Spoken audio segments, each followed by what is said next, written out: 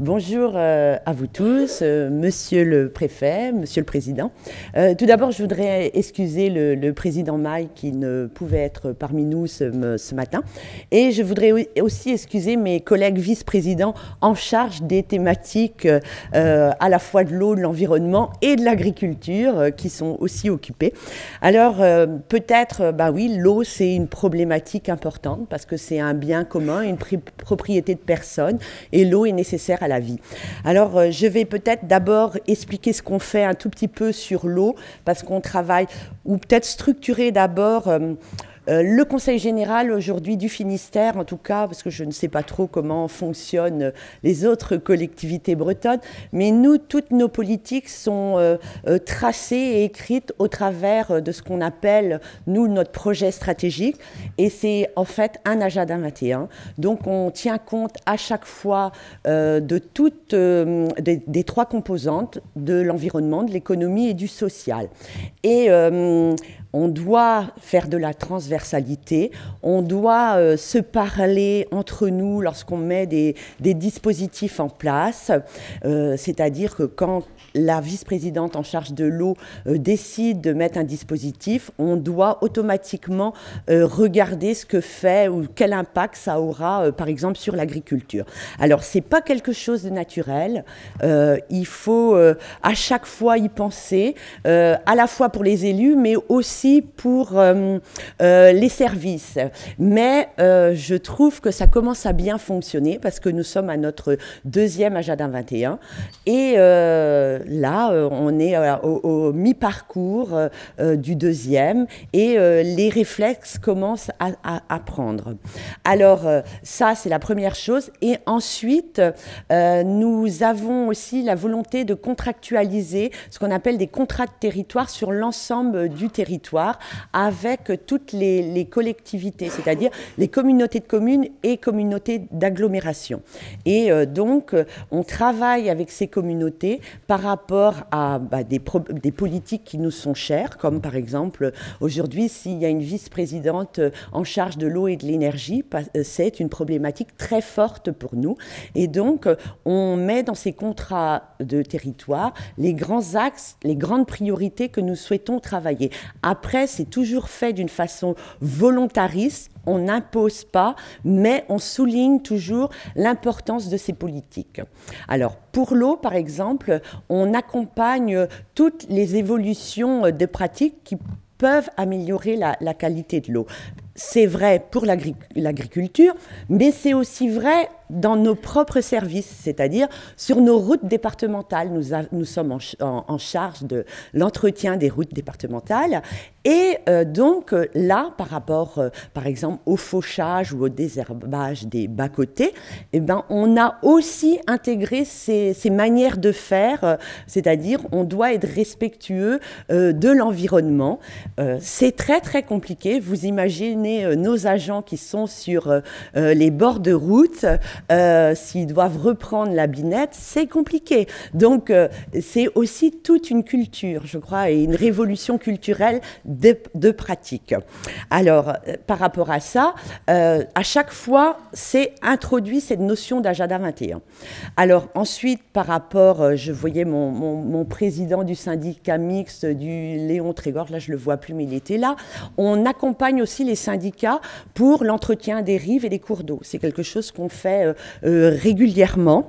On veille aussi au bon fonctionnement des stations d'épuration sur les communes. On ne travaille pas seul, on met des techniciens au service des collectivités pour les accompagner parce que c'est pas simple, et pour les accompagner sur cette problématique.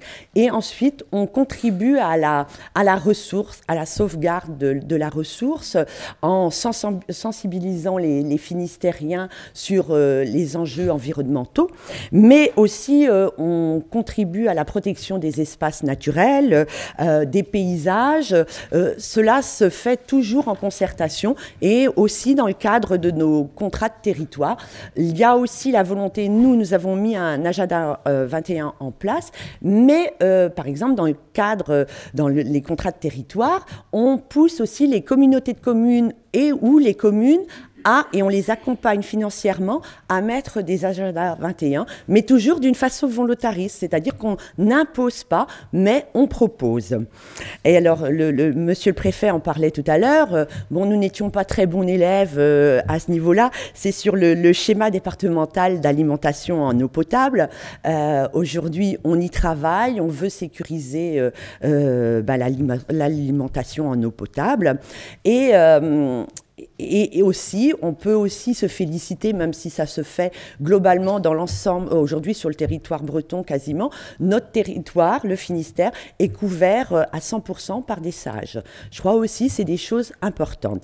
Alors, c'est vrai, la qualité de l'eau n'est pas encore irréprochable en Bretagne, mais ça augmente. Aujourd'hui, on est en 2011 ou en 2010, je crois, j'aurais regardé, on était à 71% d'un bon état écologique de la masse d'eau et contre 65% en 2009. Donc, ça progresse.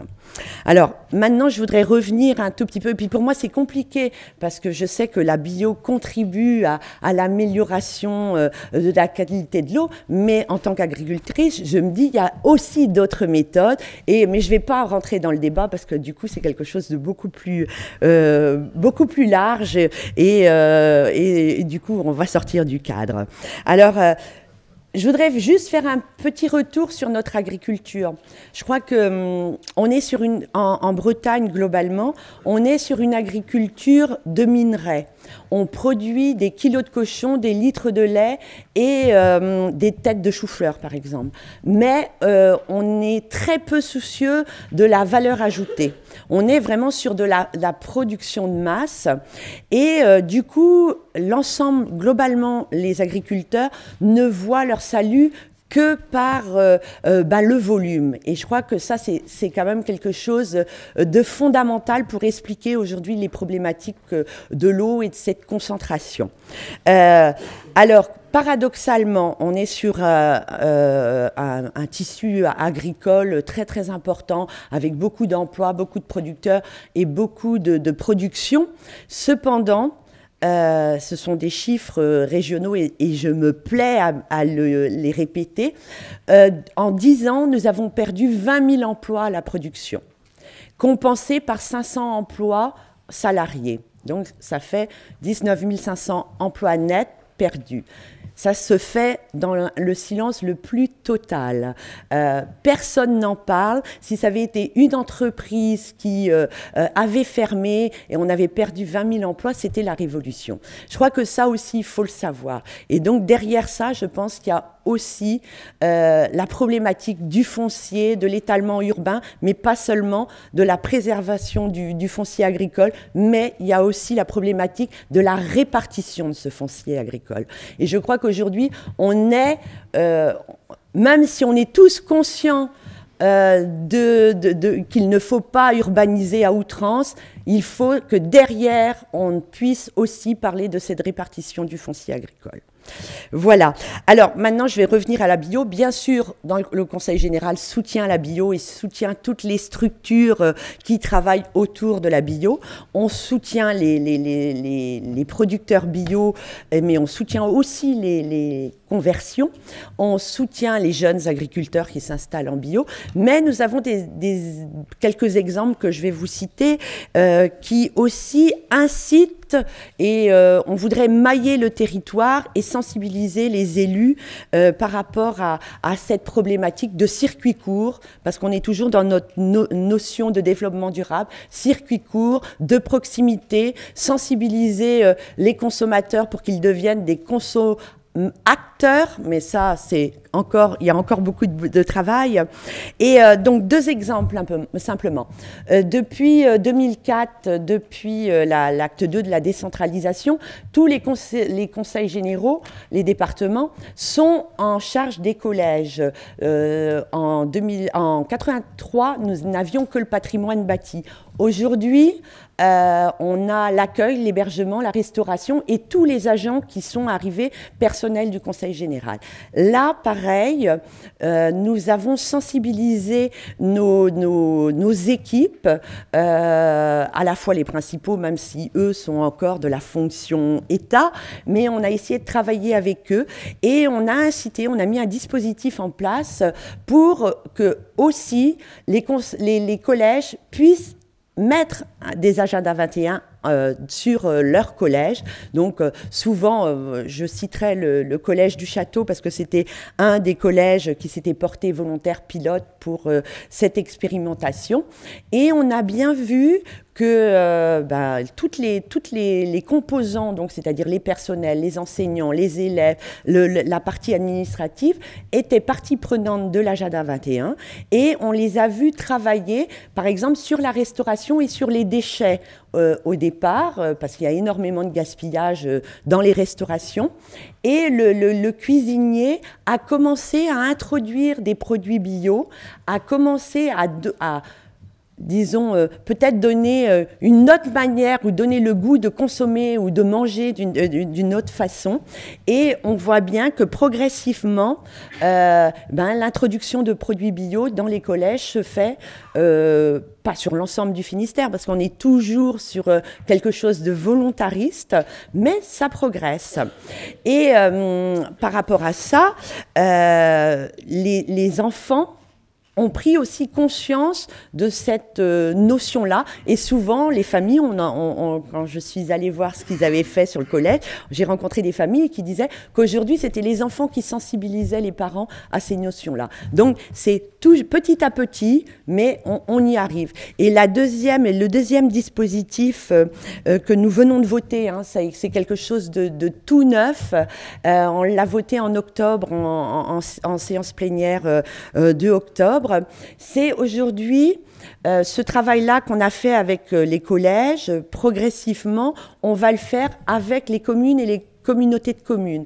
C'est-à-dire, on va proposer gratuitement de faire des diagnostics sur les territoires pour voir comment on peut introduire de l'alimentation bio, parce que nous avons en charge la restauration des collèges, mais on sait que les communes, ce sont les écoles municipales. Donc, comment on peut introduire aussi, comment eux arriveront sur leur territoire à introduire du bio dans la restauration. On va le faire d'abord gratuitement avec les communes et communautés de communes volontaires. Et ensuite, on se propose, pour aller plus loin que le diagnostic, de les accompagner pour la mise en place d'un réel réseau, d'un réel circuit. Et après, on se propose aussi d'accompagner les communes, communautés de communes, pour sensibiliser, pour structurer, pour organiser ces filières s'il y a lieu. Voilà globalement l'action du Conseil général. Il y en a encore d'autres, hein, mais sur le bio, voilà ce que fait le Conseil général. On a toujours cette notion en tête que de toute façon, on doit à la fois avoir une qualité d'eau irréprochable, parce qu'il ne faut pas oublier, l'agriculture, c'est quelque chose qui pèse et très fort dans notre économie, mais le tourisme sur le département du Finistère, c'est le deuxième secteur d'activité.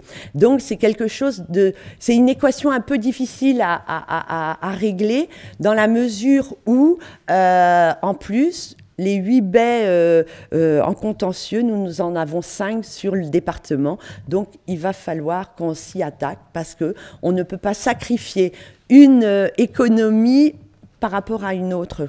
Il faut qu'on arrive à tous avancer ensemble et vraiment collectivement. Voilà ce que je voulais vous dire. Et pour finir, c'est vrai que le Finistère, c'est au niveau breton, c'est le département qui a le plus de production ou de producteurs en bio.